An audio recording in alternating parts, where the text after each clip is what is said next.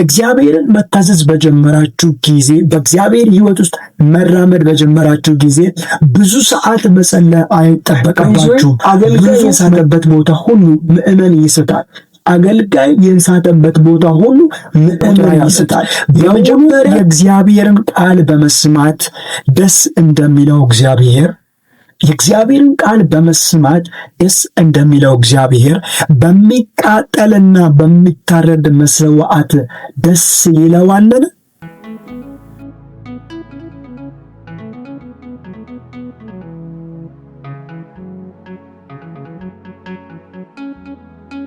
የጌታ ሰላምና ጸጋ ባላችሁበት ቦታ ሁሉ ይብዛላችሁ። ውድ እግዚአብሔር ቤተሰቦች እንደምን ከረማችሁ?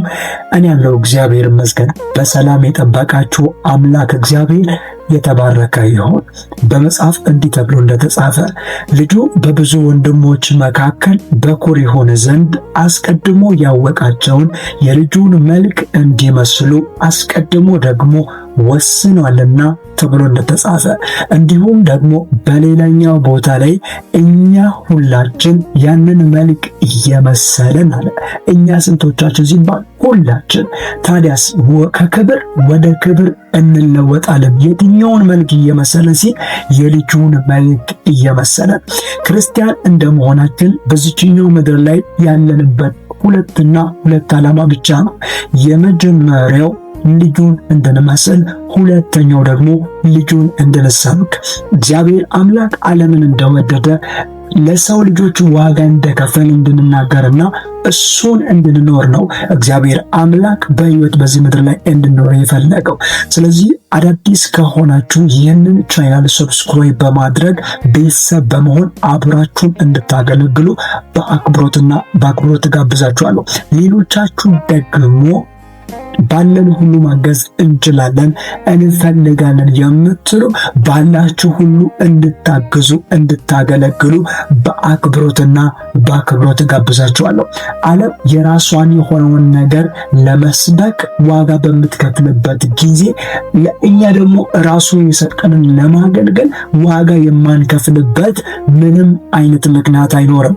ቢኮዝ ዋጋ ያልከፈልንበት የትኛውም ጉዳይ የኛ ስለማይሆን ዓለም ነው ብላ ያመነችው፣ ታላቅ ነው ብላ ያመነችው፣ ይጠቅመኛል ይበጀኛል ብላ ያመነችው ያንን ነገር ለማግኘት ዋጋ ታስከፍላችኋለች ወይም ዋጋ እንድትከፍሉ ታደርጋለች።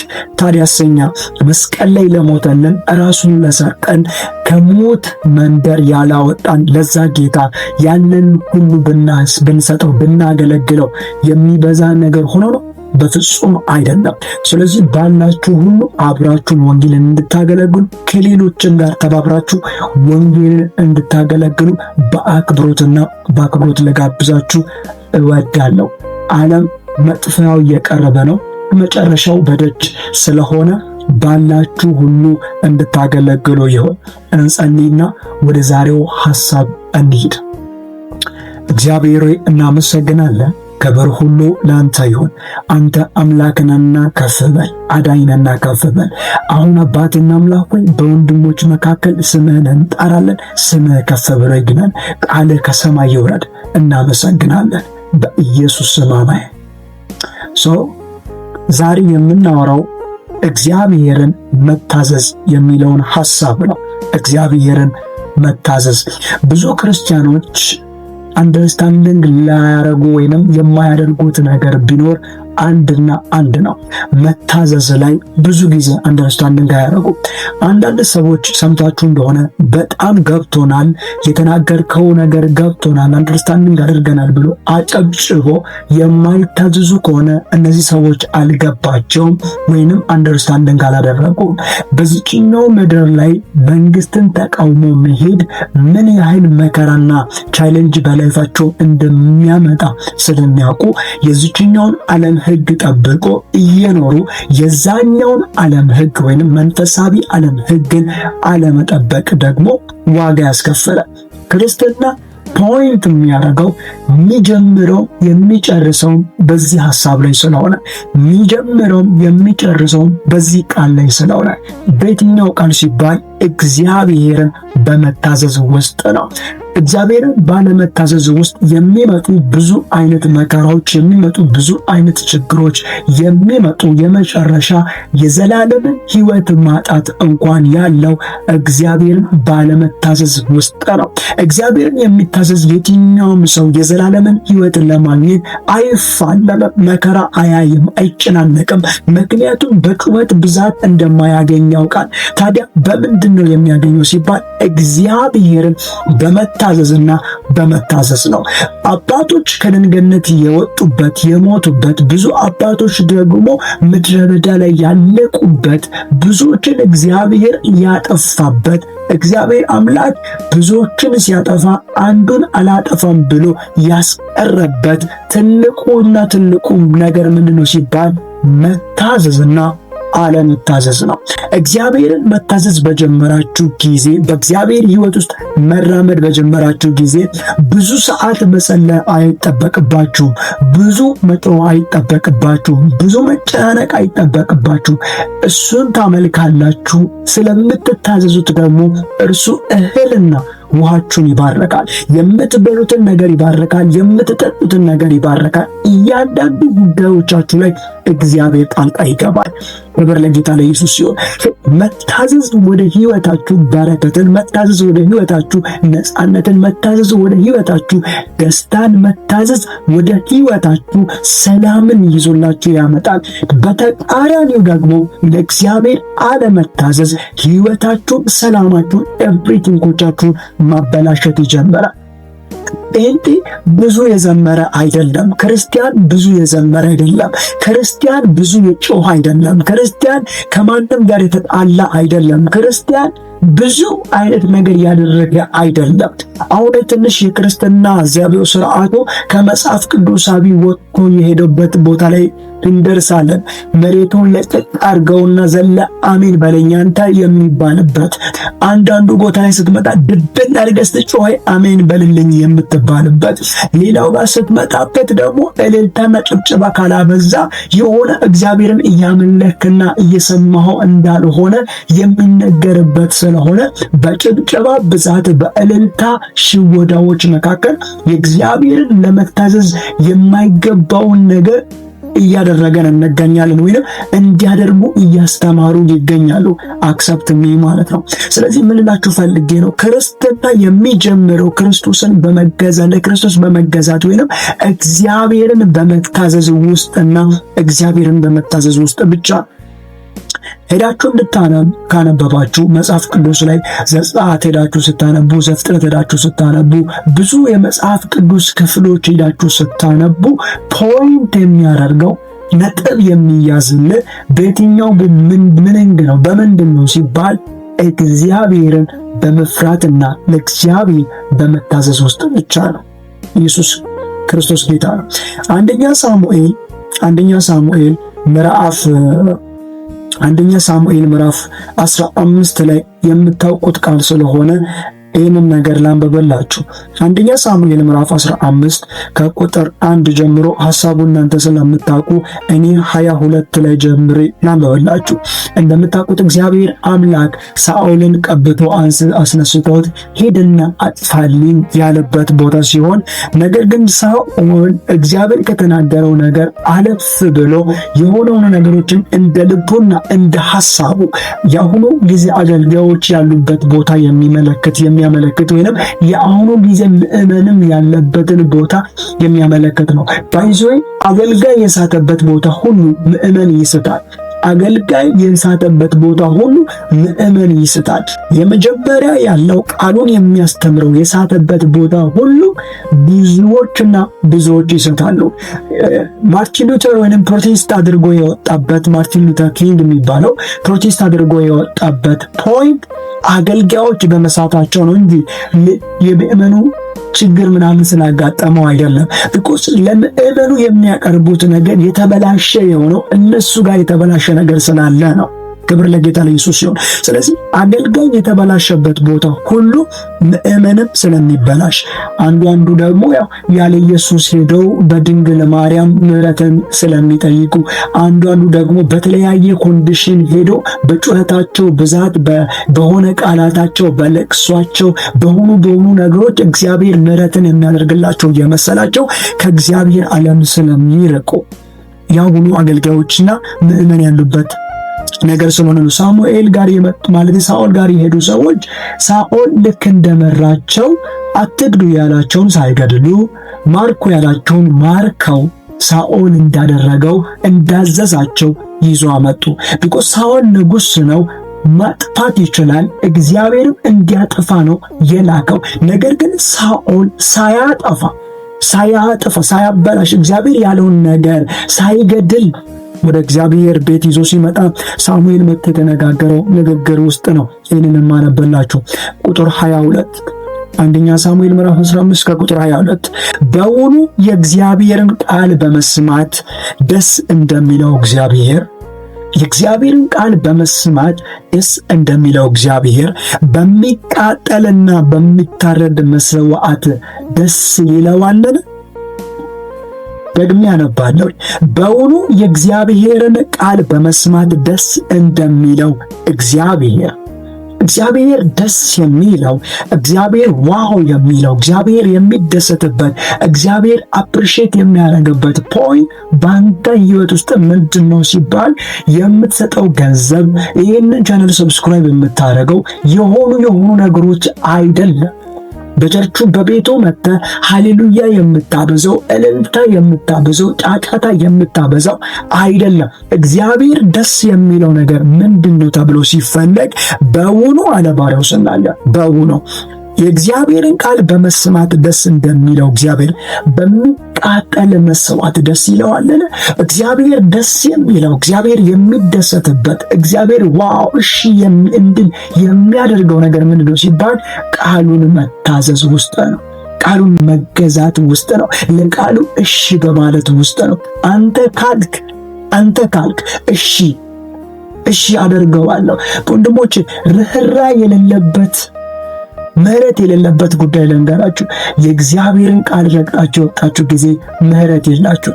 ብዙዎች እያሳቷችሁ ነው። ብዙዎች ተስፋ እያስቆረጧችሁ ነው። ብዙዎች ከእግዚአብሔር ዓለም እንድትወጡና ወደ መንግስት ሰማያት በር እንኳን እንዳትደርሱ እያደረጓችሁ ነው። ቢኮዝ መንግስት ሰማያት በር የምትደርሰው በኢየሱስ በማመን ብቻ ሳይሆን ኢየሱስ ቃላቶች በመገዛት ነው። ምክንያቱም እምነት መገዛትን ይዞ ስለሆነ የአሁኑ ጊዜ እምነትን አላውቅም፣ ካለመታዘዝ እምነት አላውቅም።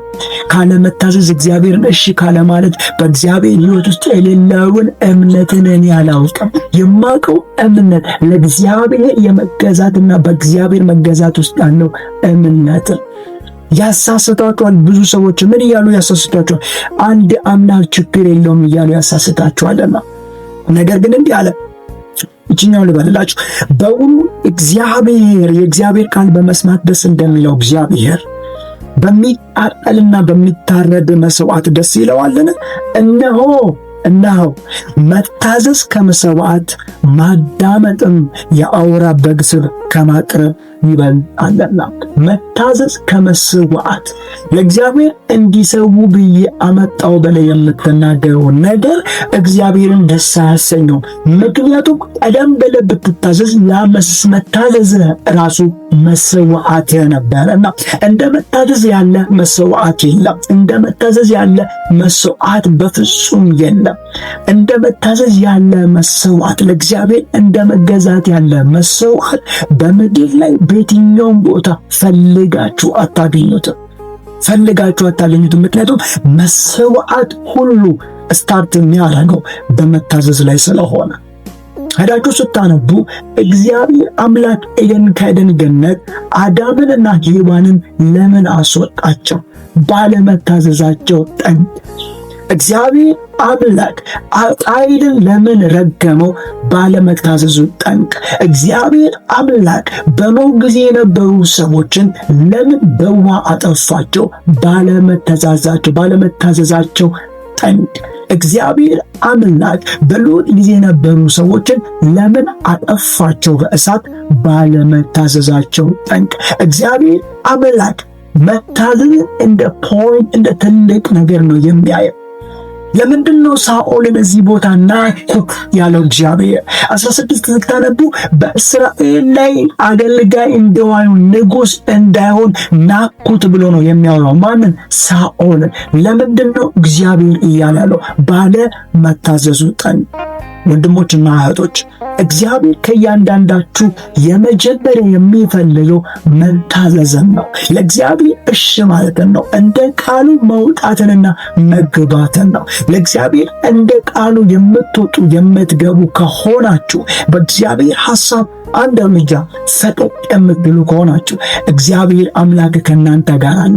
በብዙ በመጸለይ ውስጥ አይደለም ወደ ዘላለም ሕይወት የምትቀርቡት። በብዙ መጮህ ውስጥ አይደለም ወደ ዘላለም ሕይወት የምትደርሱ።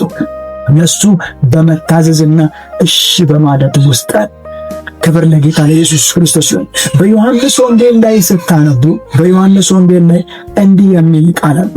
ምዕራፍ 15 ላይ ከቁጥር 8-7 ጀምሬ ላንብብላችሁ።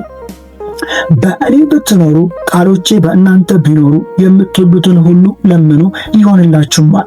በእኔ ብትኖሩ ቃሎቼ በእናንተ ቢኖሩ ብዙ ስታፈሩና ደቀ መዛሙርት ብትሆኑ በዚህ አባቴ ይከበራል። አብ እንደወደደኝ እኔም ደግሞ ወደድኳችሁ፣ በፍቅሬ ኑሩ። አሁን የምፈልገው ቁጥር 10 ላንብብላችሁ።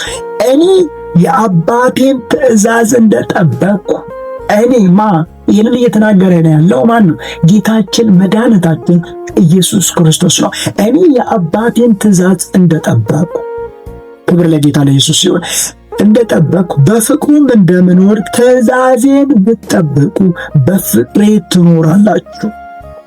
ትእዛዜ ምን ብትሉ? ብትጠብቁ።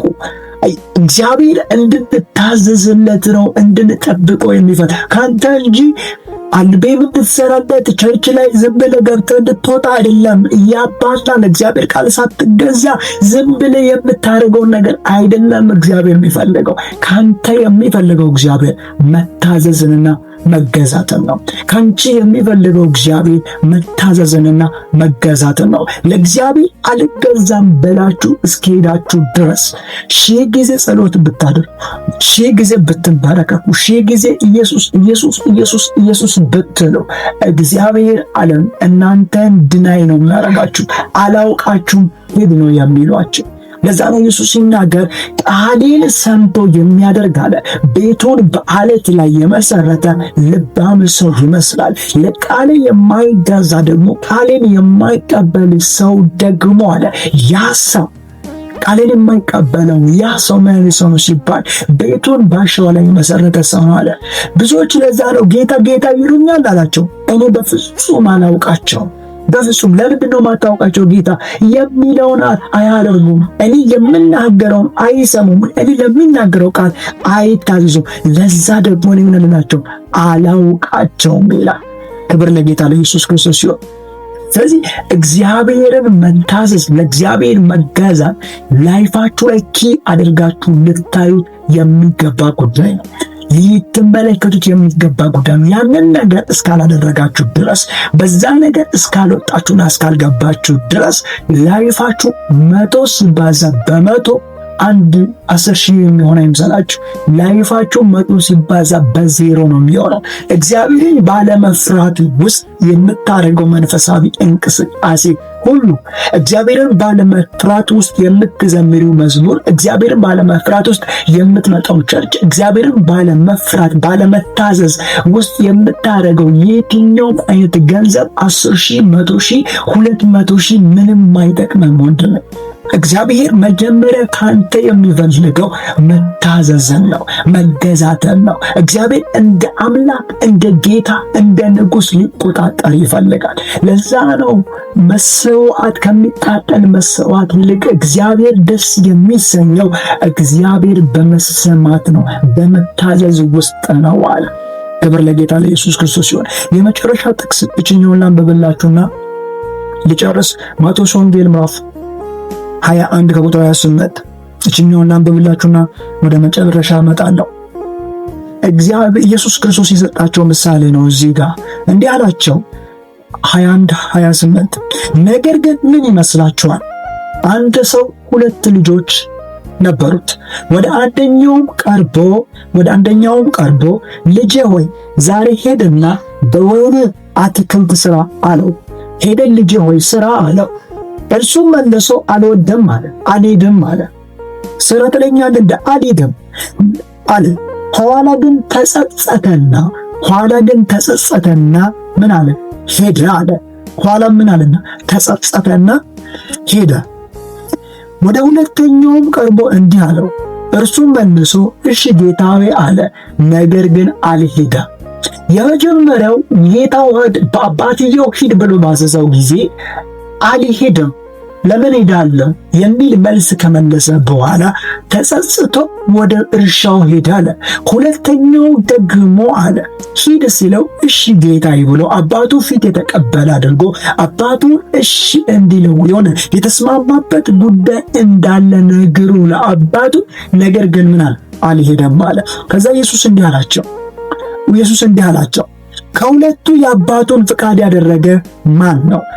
ፊተኛው ወይስ ሁለተኛው ብሎ ጠየቃቸው። ሁሉም ምን አሉ? የመጀመሪያው ብሎ ተናገሩ።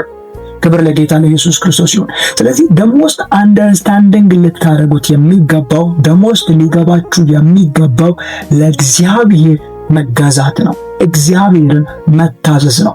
አንድ ሰው ለእግዚአብሔር የሚታዘዝ ከሆነ ለማንም ሰው ቀላል ነው። እግዚአብሔርን የሚገዛ ከሆነ ለእግዚአብሔር እሺ የሚል ከሆነ ለማንም ሰው ቀላል ነው። ደግሞ እግዚአብሔርም ከሁላችሁ የሚፈልገው ይህንን ነገር ስለሆነ ክብር ለጌታ ለኢየሱስ ክርስቶስ ይሁን።